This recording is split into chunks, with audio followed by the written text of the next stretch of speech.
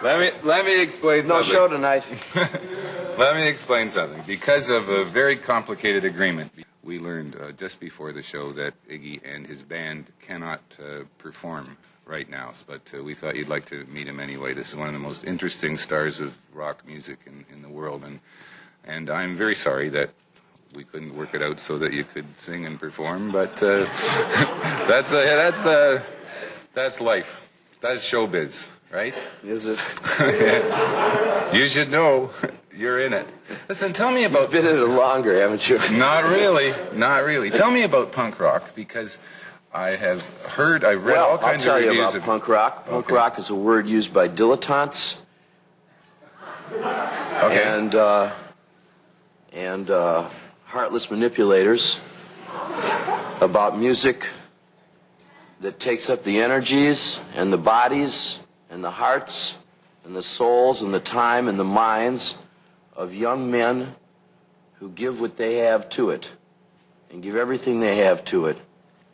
And it's a term that's based on contempt. It's a term that's based in fashion, style, elitism, Satanism, and everything that's rotten about rock and roll. I don't know Johnny Rotten, but yeah. But I'm sure he puts as much blood and sweat into what he does as Sigmund Freud did. Johnny Rotten does. What I can't figure is whether you're acting against that label. You don't like the label. I'm not acting. No, I know. Reacting against the label, then. Responding angrily to the label. You don't like the label. Is that right? I don't like to hear it come out of someone's mouth. Okay. Where do you like to hear it come out of?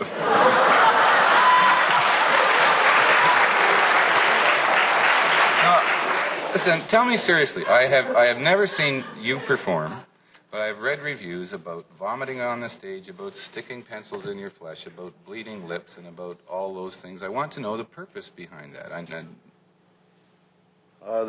The purpose or the reason?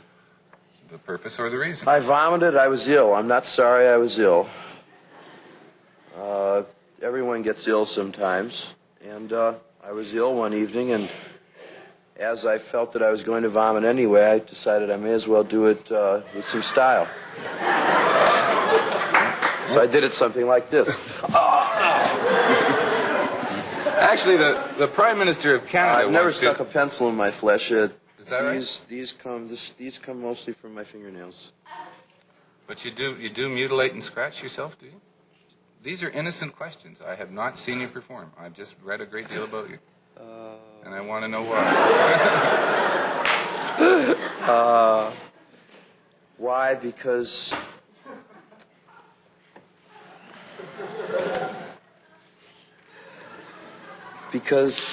you see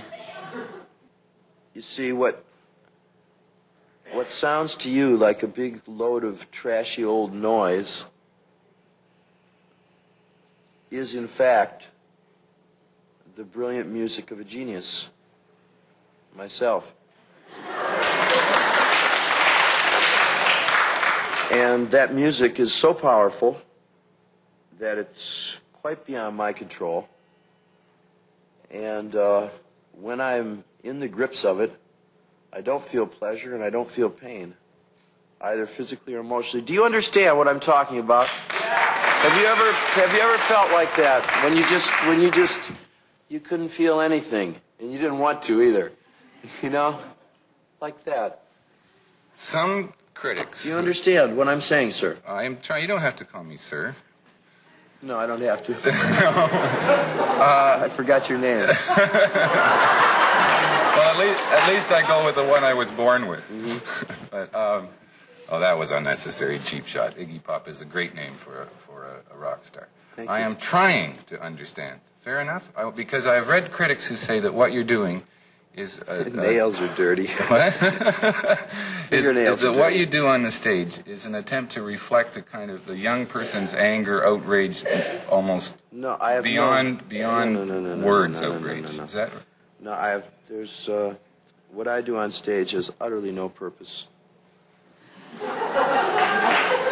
There's no purpose to it at all, and there's certainly no. Someone asked me today from here what I like people to do when I play, and I would enjoy it sometime if everyone would just lay down on the floor and not applaud or pay any attention to me.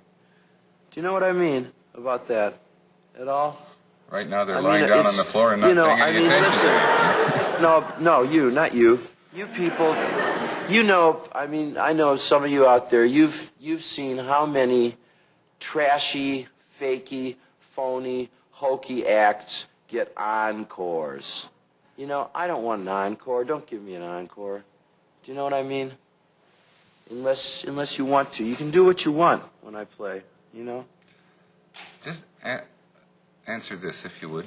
The music you're doing, what you're doing, began in the 60s and kind of flamed out or didn't catch on in the 60s, but you're back now in the 70s. No, that's not so. The music never died out, but I became very nasty and paranoid and I became very vicious. I became a guy I don't like. And so I stopped working because it was immoral what I was doing. And then David Bowie helped you back and helped you rediscover yourself and your music. That's right. And brought you back.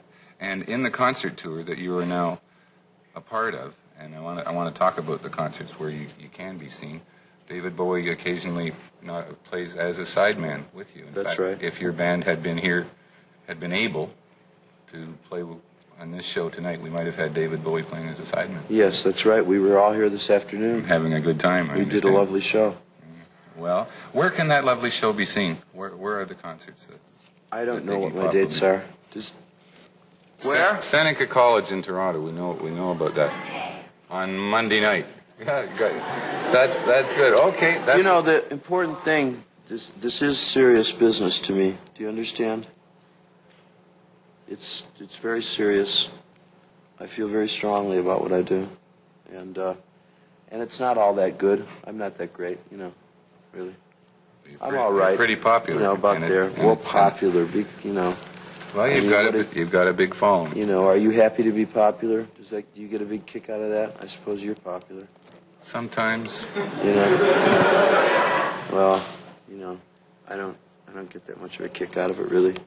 I would just. I've worked very hard for a very long time to try to make something that's beautiful enough so that I can enjoy it and other people can enjoy it. And I will continue working at it because I haven't nearly achieved it yet.